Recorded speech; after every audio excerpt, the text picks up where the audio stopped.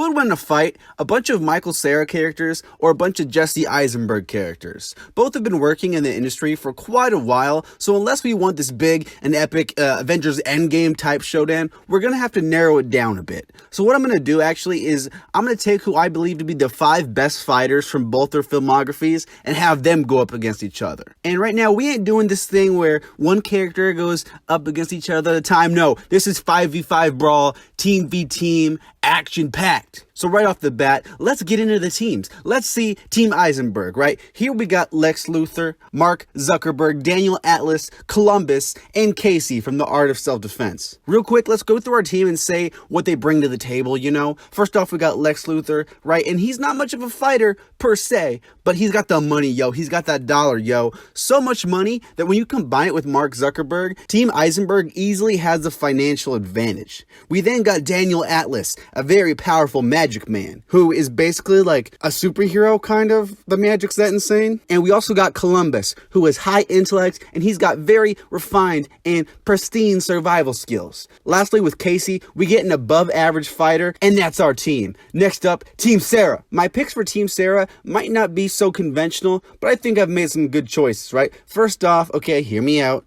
You got George Michael Bluth because you need some wealth to compete with Team Eisenberg. Because when you have all that money, you gotta have someone to compete, right? That's just how things are. Then we got Brother Bear from the Bernstein Bears because, okay, hear me out.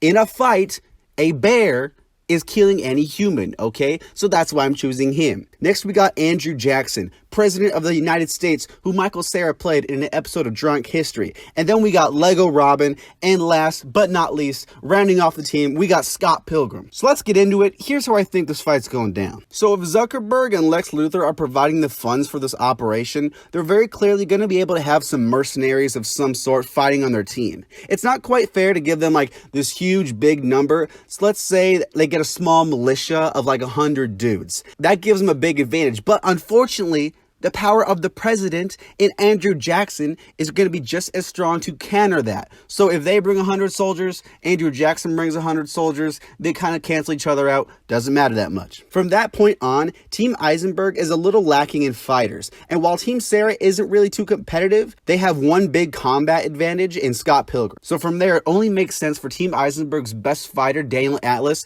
to go after Scott Pilgrim. While that's going down, I can see Team Cera actually doing some work against Team Eisenberg. Let's say Lex and Mark get themselves some sick ass guns. Robin's gonna have a way to get around that. And from there, honestly, he takes down the 2 rich dudes. From there, you got Brother Bear and Andrew Jackson against Columbus and Casey. And in this fight, here's how I think it's going, right? Brother Bear goes after Casey and takes him down pretty easily because, well, guys, come on, he's a bear. But from there, I can see Columbus actually taking down both Andrew Jackson and Brother Bear because I think Columbus is gonna have the tools to pull this off. He's got weapons, he's trained in combat, I think he can do it. This leaves us to our final 4 fighters, Columbus and Daniel Atlas against Scott Pilgrim and Robin. I think the problem that Team Eisenberg struggles with is that both Scott and Robin have a way to take down guns, so I think Robin would have a way to take Columbus down pretty easily, right? Robin's got all those gadgets. From there, it's a 2 versus 1, and while Daniel Atlas might be able to pull off some moves that's still on Scott Pilgrim, when you combine Scott and Robin,